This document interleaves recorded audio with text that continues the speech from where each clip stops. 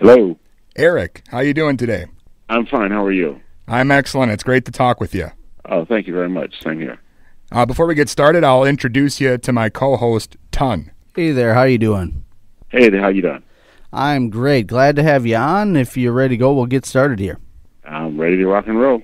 Well, first of all, we know that you are working on NBC's The Night Shift, directing a new episode. Can you kind of tell us about that? You know, how you got involved with the show? My manager submitted me, suggested me, and the producers, responded to the body of work that I did, and obviously I think they were attracted to the fact that my background of ER and what they felt I could offer. So those are usually the deciding factors of, like I said, they look at previous things that you've directed and they see your style, and they so here they really responded to my style. They responded to the performances that I get out of actors.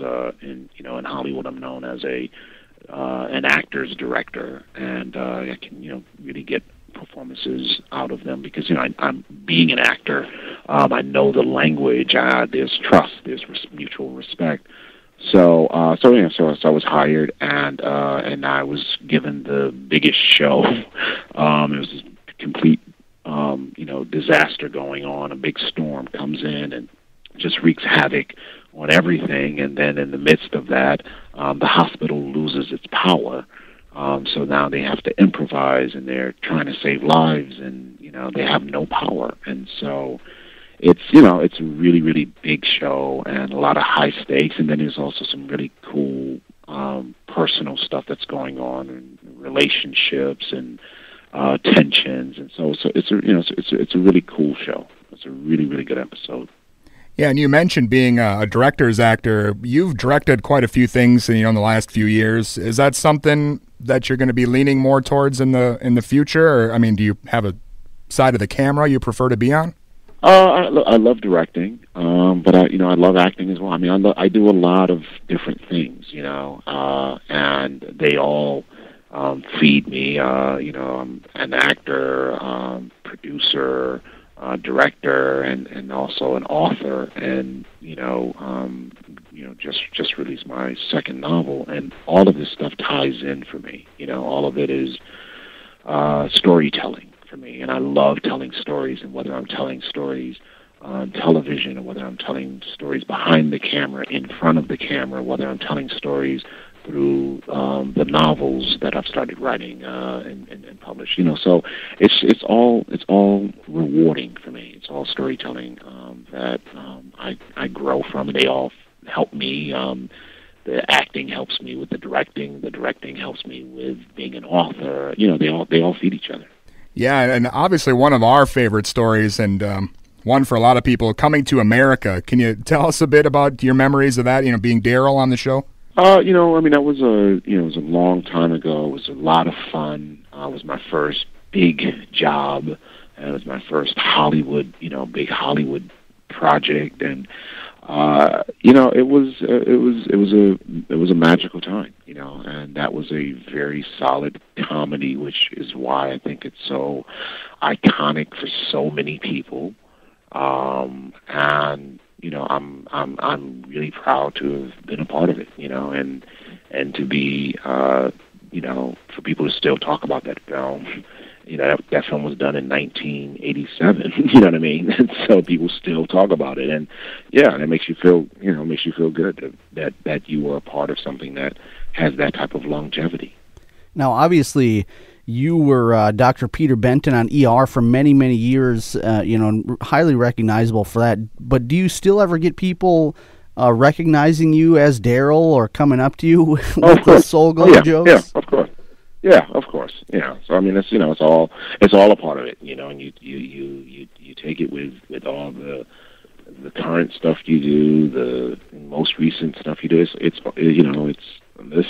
a great thing to have, that type of longevity in this industry, that people can still remember you from old work and newer works. I love that.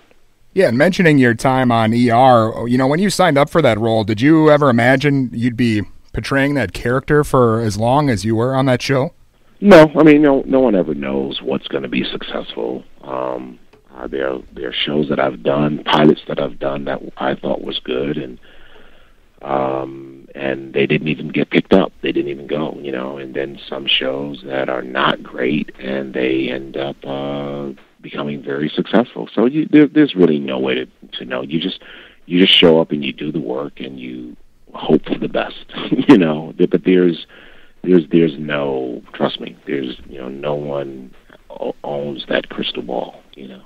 So with that being said, you know, with a guy like you who's writing novels and acting, producing, directing, when you get into a role like that ends up going on for as long as it does, do you ever, you know, kind of get restless or hope to branch out and do other projects, or are you okay to just have that? No, because I mean, you it's up to you to do that. When I was doing ER, my first hiatus, when I had a break, I went and shot a short film. That short film led to me getting my first big directing gig, and so the second hiatus, I ended up directing.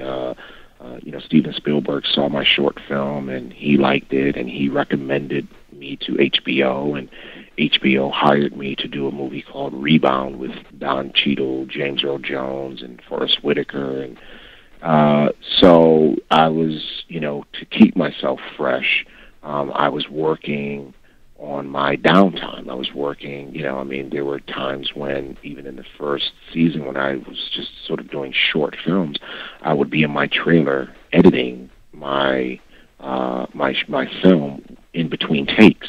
Wow. So I've always just, you know, had a very strong work ethic and a big appetite for, you know, being creative.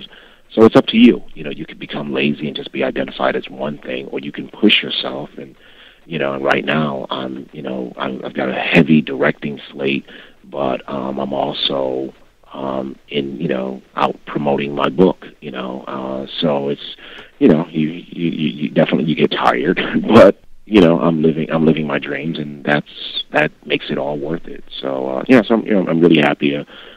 So if your listeners want to follow me, I'm at Eriq La Salle 23 on Twitter. And my website that has all my books, etc. It's on IamEriqLaSalle.com, and Eriq is ERIQ. So if people want to know more about this, since our interview's coming to an end. All right, Eriq, thanks a lot. Hey, thank you guys. Appreciate it. All right, bye-bye. Bye-bye. Bye-bye.